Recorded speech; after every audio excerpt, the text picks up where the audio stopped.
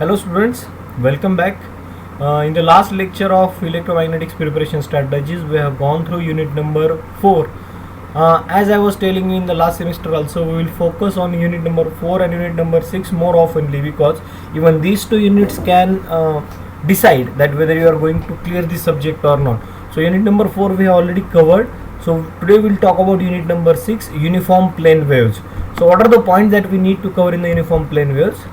Maxwell's equation using phasor notation. Once again, Maxwell's equation which we have studied in the unit number 4. So the actual sequence should be unit number 4, 6 and then unit number 5, but university has given us in this order, so we need to teach in the same order. So Maxwell's equation using phasor notations, that we will see today. Electromagnetic wave equation, Helmholtz equation. Now some of the points you need to understand. Derivation of these Helmholtz equation is the most important question. You need to understand this. I have given this equation to you in assignment also, so just go through it. So Helmholtz equation, what is that Helmholtz equation? I will show it to you. Relation between E and H. If you do remember, relation between E and H is nothing but Poynting theorem. So the Poynting theorem can be asked in unit number 4, can ask in unit number 6 also. So you should be ready for this particular bit. Either this can be asked in either of these units. Depth of penetration, delta, small delta. So depth of penetration, a numerical is a favorite question of the examiner to ask on the depth of penetration. So depth of penetration, once again important. We'll see this. What is the formula which we can use? It is already written in your assignment, and many numericals. I think 2 or 3 numericals we have taken in class, and 1 and 2 numericals were given in the assignment to complete. Now what is the polarization? Now polarization is concept that decides direction of E bar vector. So direction traced by E bar vector, or it is a graph traced by E bar vector, is nothing but the polarization. So we already know what are the types of polarization. Types of polarization are elliptical polarization, circular polarization and linear polarization. So this is once again a theoretical bit, can be asked in the short note kind of a thing. Polarization, it is nicely and correctly written by many of the students in their assignment. So just go through this is not polarization in dielectric. This concept polarization in dielectric was the question of unit number 2, which we are not discussing right now. The polarization is wave polarization. Polarization is wave polarization. Whenever I am talking about wave polarization, it is the vector traced by E bar vector field. So this is very important in the examination point of view. So the wave polarization, linear, circular and elliptical. Then reflection by perfect conductor, normal incidence. These two now whenever I am talking about reflection of perfect wave by on the perfect conductor, normal incidence, we are just going to talk about normal incidence. So there are 2 cases that we will discuss: reflection by perfect dielectric and reflection by perfect conductor. So both these questions are nicely written. You need to refer the notes, and once you have 2 formulas which we are going to discuss today, and once you know these 2 formulas, you can solve some of the numericals also. So this last bit, this entire last bit, if I am talking about, this is important in theoretical as well as examination numerical point of view. So you need not to leave single bit. Even a Snell's law, last time even Snell's law was asked in examination. So all these bits are compulsory for you to prepare in examination. So we'll talk about those one by one in these slides. Now what are the Maxwell's equation? Now here just the sequence of this Maxwell's equation is changed. I have taken this table from Matthew Sadiku book. Del dot ds. Now whenever you find any vector field, to represent it in the phasor notation, D will be denoted as D suffix S. E will be denoted by E suffix S. Similarly B suffix S and H suffix S. So del dot ds is equal to rho v. We already know this is a what type of formula? This is called as a, so this del dot ds equal to rho vs is Gauss law. Now once again, whenever there is a dot product, divergence we are talking about, so closed surface integral ds dot ds bar is equal to rho vs dv. Now this is giving closed surface forms volume and closed line forms open surface, that we are going to talk very soon. So rho vs dv. Then the second Maxwell's equation del dot bs, this is thoroughly throughout the discussion of Maxwell's equation. This is constant. Del dot bs equal to 0 and closed surface integral of bs dot ds bar is also equal to 0. Let's talk about the next Maxwell's equation. Del cross es is equal to minus j omega bs. So why this j omega term is coming? Now if you remember, del cross E bar is equal to minus dou B bar by dou t. You remember this equation? So del cross E bar, if you do remember, it was minus dou B bar by dou t. So let me try to write. This is very difficult to write using this notation, but I am trying to. So dou by dou t B bar. Now try to understand. Whenever I want to represent dou by dou t, I am just replacing dou by dou t by j omega. So it is what? Del cross Es is equal to minus j omega bs. This is the next Maxwell's equation in the phasor notation. Now since it is a curl means closed line of Es dot dl bar equal to minus j omega bs ds. See, closed line, this is closed line which forms open surface. This is yes, okay, open surface, and closed surface forms volume. We already know these things. So coming back to the last Maxwell's equation, del cross Hs equal to Js. We already know Js is a displacement current density plus j omega ds. How this j omega is coming into the picture? It is dou d bar by dou t. Dou by dou t is replaced by j omega, so j omega ds. So this is last Maxwell's equation in the point form. Similarly, in the integral form, whenever I want to represent, closed line of Hs dot dl bar is equal to Js plus j omega ds dot ds. So these are some of the Maxwell's equation in the phasor notation that you need to remember, because these once again in the important question in the examination point of view, this question can be straightforward asked for 6 marks. Write time harmonic Maxwell's equation in the phasor notation. Try to understand, these are equations are not different from Maxwell's equation which we have studied earlier. It is just you need to represent, every vector should be represented with the suffix yes, and wherever you find dou by dou t, represent it with a j omega. That's it. And wherever you find dou by dou t outside, you need to represent it with a j omega. This is very easy to understand, very easy to remember. Let's go to next slide. Now some of the common equations. See, whenever I am talking about Helmholtz equation, when you derive that Helmholtz equation, you will get this equation in the form something like this. If I do have this equation, let me go through. Yes, this is a Helmholtz equation. What is that equation? Del square Es minus gamma square Es is equal to 0. This is equally applicable for del square Hs minus gamma square Hs is equal to 0. So this Helmholtz equation is equally applicable for electric field intensity as well as magnetic field intensity. So what is this gamma?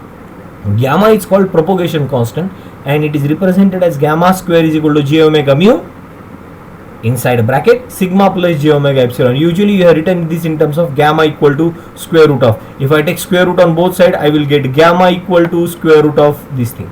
So j omega mu into sigma plus j omega epsilon. But what is gamma? Gamma can be represented as it is a complex entity alpha plus j beta, where alpha is, what is alpha? Alpha is called propagation constant, where gamma is equal to alpha plus j beta, where gamma is propagation constant, alpha is called attenuation constant, and beta is called phase constant. So alpha is attenuation, beta is phase constant, gamma is a propagation constant. So let's go back to the slide where we have left.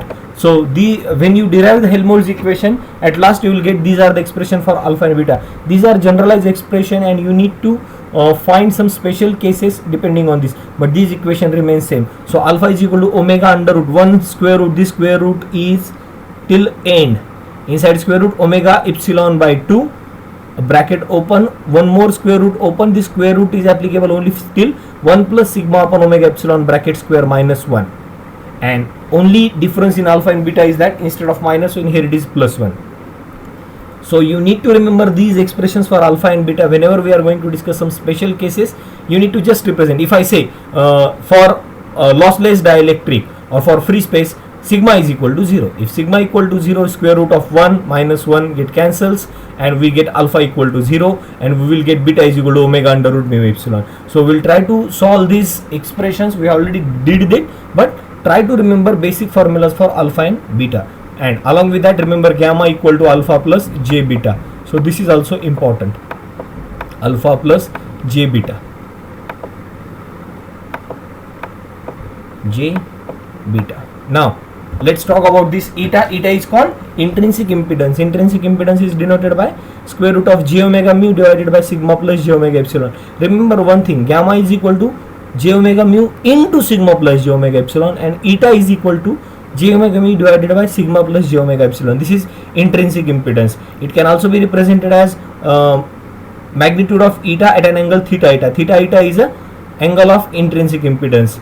If you do remember, this sigma upon omega epsilon, this is loss tangent. So in this is even important in the transmission line, where theta eta is given to you and they are asking you what type of dielectric it is. So sigma upon omega epsilon is a ratio called as a loss tangent, and tan 2 theta eta is equal to sigma upon omega epsilon. So these are basic formulas you should not forget. This slide is very important for you.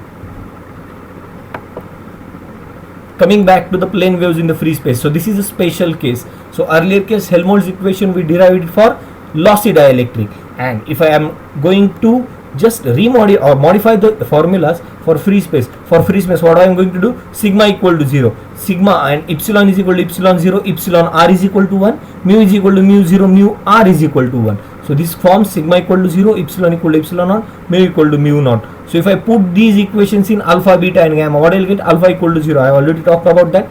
Beta is equal to omega under root mu 0 epsilon 0. Yes, and we already know 1 upon mu 0 epsilon 0 inside square root forms velocity of propagation c. So I can write beta is equal to omega upon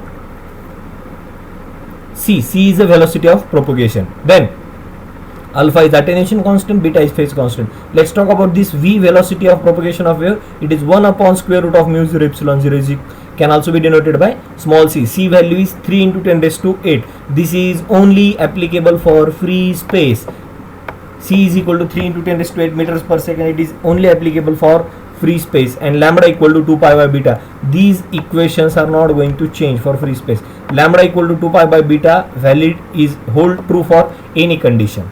Okay, so plane waves in free space, we have just modified the expressions for alpha, beta and this v. Let's talk about plane wave in good conductor. In good conductor, when we are talking, see, one ratio I was talking about in the last slide, it is ratio of sigma upon omega epsilon. It is called loss tangent. Loss tangent means it is telling us how much lossy the dielectric is. If sigma upon omega epsilon is very greater than 1, see, if it is very greater than 1, that means sigma is greater than 1, so we consider this medium as good conductor. If it is very less than 1, we consider it as a dielectric. If it is close to 0, then we consider it as a perfect dielectric. Similarly, if I am talking about plane wave propagation in good conductor, what I am going to put? Sigma is equal close to infinity, so epsilon is equal to epsilon naught, mu equal to mu 0, mu r. So if we put these equations, see, this good conductor case is very important in the numerical point of view, where you are supposed to solve delta, that is skin depth, that we have talked in the syllabus. So sigma close to infinity. If we put these equations in alpha and beta, what we will get? We will get alpha equal to beta is equal to omega mu sigma upon 2 inside square root. So alpha is equal to beta is equal to omega mu sigma upon 2. Can I write omega equal to 2 pi f? I can. So 2 pi f, 2 to get cancelled, and I will get square root of pi f mu sigma. You can remember any of this formula, but this is very easy to understand. So under root of omega mu sigma upon 2, and velocity of propagation v or small u is omega upon beta. This holds true. Lambda equal to 2 pi by beta. This also holds true. So these are some of the equations that you should not forget while mentioning, and try to understand. This beta value is put as under root of pi f mu sigma, and finally we got this expression 2 under root of 2 omega upon mu sigma. But if you just remember this mu is equal to omega by beta, values of beta you can calculate, put omega equal to 2 pi f and calculate velocity of propagation. So try to understand in the numerical what type of condition they are talking about, whether they are talking about free space, whether they are talking about good conductor, whether they are talking about lossy dielectric. So depending on that you need to decide the strategy. Now see, eta, intrinsic impedance, we know sigma plus j omega mu divided by sigma plus j omega epsilon. So j omega epsilon term we can cancel as compared to sigma, and we are only left with omega mu upon sigma with a j inside square root. Inside square root j forms angle of 90 degree. If I take it outside, it forms the angle of 45 degree. So E bar leads H bar by 45 degree in case of conductors. So this is very important result that you need to understand. In case of conductor, E bar leads H bar by 45 degrees. So you just remember this expression and don't forget this, because we require this for the further discussion. We were talking about skin depth. This is only applicable in case of conductor once again. So delta is equal to 1 by alpha. It is also equal to 1 by beta even, because alpha is equal to beta in case of conductor. So 1 upon alpha equal to 1 upon beta is equal to delta. We already know alpha equal to beta equal to omega mu sigma upon 2 inside square root. So delta is equal to this expression. So delta is equal to, it is 2 upon omega mu sigma. So you can either represent this expression, either remember this expression, or you can remember this expression. But these are important in the examination point of view. Last year and even last year, I guess this problem was asked on skin depth for 6 to 8 marks. So don't forget to prepare this particular formula. Helmholtz equation we already talked about. Del square S minus gamma square S equal to 0. And yes, reflection of plane wave at normal incidence. So there are two cases which we need to discuss. So when we derive those expression, so reflected, so gamma is called as a reflection coefficient, capital gamma. So this is called as a reflection coefficient. What I'm going to call this as reflection coefficient. Okay, this is reflection coefficient, and this tau is called as a transmission coefficient. Now gamma is equal to reflected to the incident. It is a ratio of reflected energy to the incident energy, and if we try to calculate this, it is eta 2. So intrinsic impedance of media 2 minus intrinsic impedance of media 1 divided by intrinsic impedance of media 2 plus intrinsic impedance of media 1. So it is capital gamma is equal to eta 2 minus eta 1 divided by eta 2 plus eta 1, and just try to remember tau is equal to 1 plus gamma.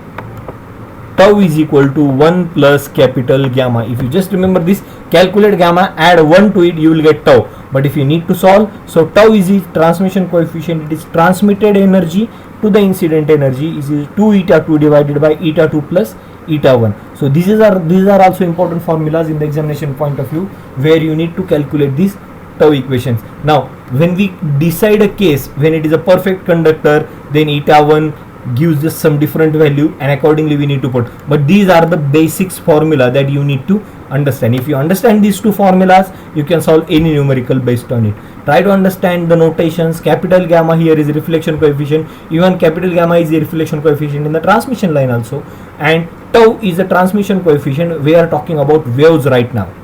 Okay, try to understand these two expressions in detail. Then this is the basic wave equation that we need to understand. I have given just it is on one slide to tell you about what is wave equation. So it is h bar. If I have some certain expression, h bar is equal to 10. So 10 represent its initial amplitude h0. So 10 is h0 cos of. So this indicates that wave nature is sinusoidal or cosinusoidal in nature. In bracket 10 raised to 8t. So omega t. Omega represent this 10 raised to 8 value. If we compare this with the standard wave equation, minus beta z, what it indicates? Wave has initial amplitude of 10. It is having sinusoidal nature. It is having this angular velocity omega equal to 10 raised to 8, and minus beta z indicates whenever there is a minus sign here, it indicates that wave is traveling in plus z direction. And what is ax bar? This is the direction of h bar. And if this is known to you, you can calculate anything. If someone asks you what is the equation of E bar, then it is just E bar upon H bar is equal to eta. Therefore, E bar is equal to H bar into eta. What is eta? Eta is intrinsic impedance. So once you know eta, you can calculate E bar. And if you know H bar and E bar, you can calculate P bar, that is Poynting vector. So I have just tried to cover some of the points of unit number 6 which we need to understand to give more focus. If you have certain doubts in it, you can ask to me at any point of time, but my recommendation to you is initially you just go through the assignments given to you, try to understand each and every theory bit, try to understand each and every numerical. Once you are done with it, then you can try to you can download the question papers and just go through the what type of questions are asked on unit number 4 and 6. Try to remember, out of 50 mark question in the theory bit, almost 32 marks, 16 plus 16 or 34 marks of the questions are asked on unit number 4 and unit number 6. The assignments of unit number 4 and unit number 6 are small, but don't just refer assignment, also try to refer a class notebook where I have given some more numericals to solve. So if you just do these things, you can thoroughly pass out this subject. If you have got 10 marks, you need to just cover 30 marks in the end semester examination to clear this subject. So that's all for that's all for right now for unit number 6. These are preparation strategies that you need to follow to get good marks in the end semester examination. So right now this is enough. So stay home, stay safe and keep learning, and in case of any doubt, feel free to ask to me. Thank you very much.